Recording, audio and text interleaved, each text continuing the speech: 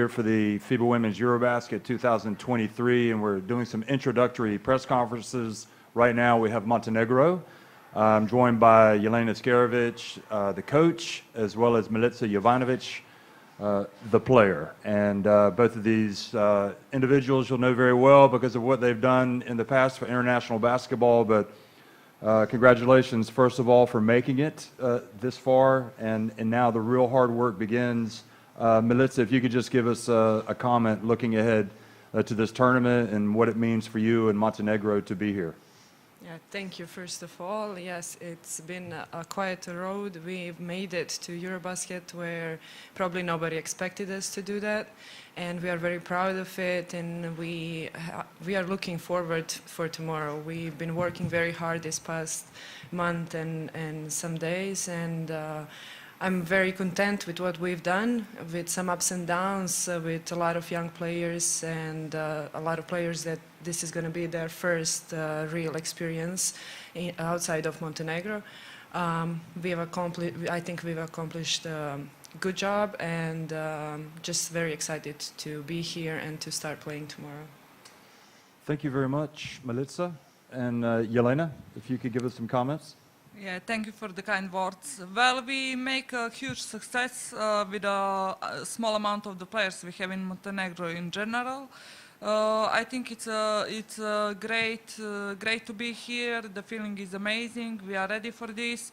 We have some young group of the players. It's going to be their first time. Some of the players, like Milica, it's 7th time in a row on European Championship.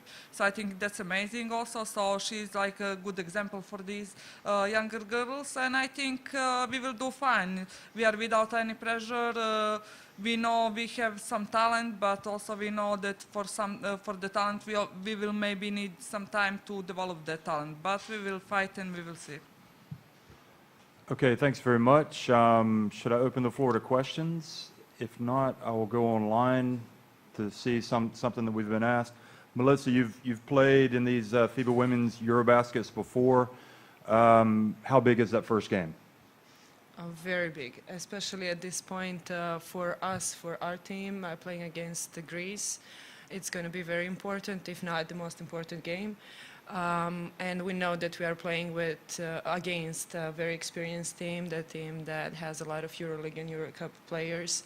But we are ready. We dare to dream, like the logo says, and we'll do our best to succeed. Jelena, this is from Podgorica. Bojan wants to know, you have now been in this position, you've got some experience as a coach. What does that mean for you coming into this tournament? Well, it means a lot. It is my 3rd championship, so I know all the pressure and what to expect. Also, I know how the girls will react, and also it's a huge advantage. I already know how to adapt to that situation. So I think, especially during the games, I can help them a lot during timeouts or something in a game, and I can help them, and I hope it's going to go in a good way. Another question from Milica. Greece, Spain, and Latvia are in this group. You say that first question, in your first answer, you talked about that first game being very important against Greece. But can you even look farther ahead than that first game? Of course, that we know who we play against. We know that Spain is one of the favorites and that they come with a really good and talented roster. And it's going to be very good to compete against these kind of players. And I'm happy, especially for our younger girls, to just feel that kind of game and to go into it and give their best and measure up to these kind of players. Against Latvia, obviously it's going to be a day off and a 3rd game, and obviously we can do a lot for that game too. Still have some experienced players who play high leagues for many years, and it's going to be a big challenge for us, but also something that we like. We like this kind of games, the pressure, the challenge, and we just like to go out there and put our heart into the game. Okay, that's a good answer. And Bella from Verona, Coach Scarovic, you won so many big games for Montenegro. What was the biggest memory that you have? the biggest memory? Well, it was a lot of games, but the first, let's say, on a big stage, it was when we were in 2011 in Poland on European Championship. I think every game we won, it was like a huge experience for us, and it was different games, different situations that we have to overcome to win the games, and just the team, it was the team energy that provided that winning strike. And the other games are also, but that's like the first memory of the important games for team of Montenegro that I can say right away. Melissa, Jocelyn from Dallas, Texas, wants to know how important is Natasha Mack for your team as the naturalized player, and what is it that she brings to the table? Very, very important. At that position, we have some very talented young girls in Montenegro that still need some time to develop. And it's important for them to have somebody like Natasha in that position to help them improve in practices and share some experience as well. But also for our game, especially for the rebounds and inside game. And I'm very happy that she's here, that she made it, and that I can play with her. I feel like she follows the game very well as well. And I feel good shooting because I know she's going to be there to rebound. Okay, Yovana from Ljubljana.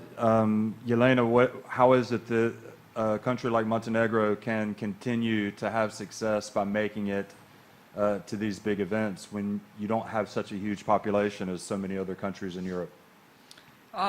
I think it's the natural talent we have, kind of like the old players from the Balkan, but I think also it's mentality that we never give up, that we always fight, even when we have the back against the wall, we always fight, and we somehow find the way through to the goal. So I think that's the most important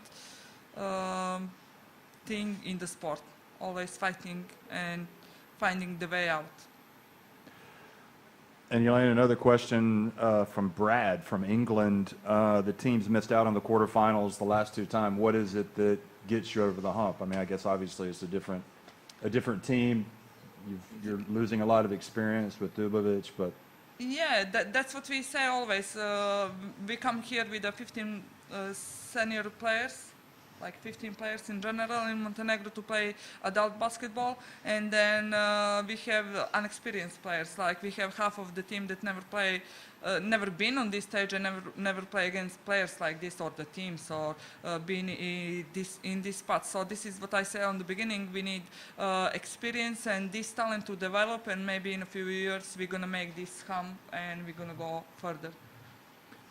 Pierre from France is piggybacking on an earlier question. He wants to ask you, Milica, what is your fondest memory of your happiest memory of playing in the EuroBasket women, and was it a game that perhaps you erupted for a lot of points, or made a lot of free throws, or made a lot of three-pointers? I'm gonna agree with Shkera. It was that first EuroBasket for our country in 2011. It was the first big stage for us. I was 19, I guess. But it was the best experience. We were called the Cinderella story. We won a lot of good games, a lot of big teams, and it was just like eye-opening for me as a young player. Looking at them who played a lot, I obviously wasn't playing as much, but it was eye-opening in a sense, like, oh, I can do this. Like, I can go outside and play basketball abroad and make a career in Europe. It was a really good experience. Can I say for her one memory that I remember? She don't probably. I think it is 2015 when we play against Spain. That was she the had saddest. three-point shot when it put us ahead of the game in the last 20 seconds of the game.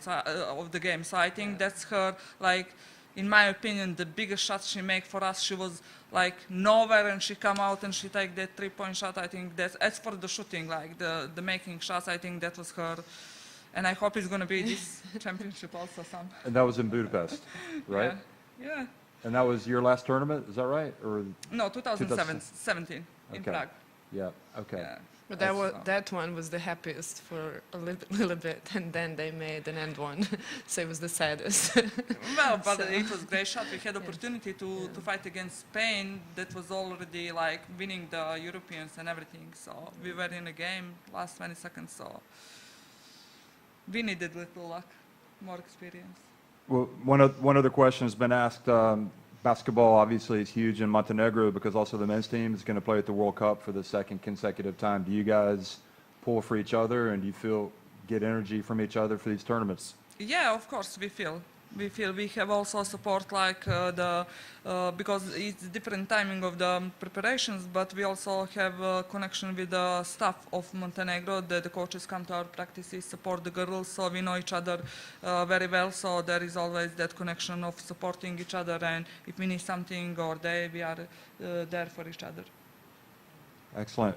Well, I think the online questions have dried up, and I'm going to call it there. But thanks to both of you, and good luck tomorrow going Thank up you. against Greece, and good luck trying to contain Fasula. Yeah, All right. thank you. Thank you very much. Thank you. All right, thanks.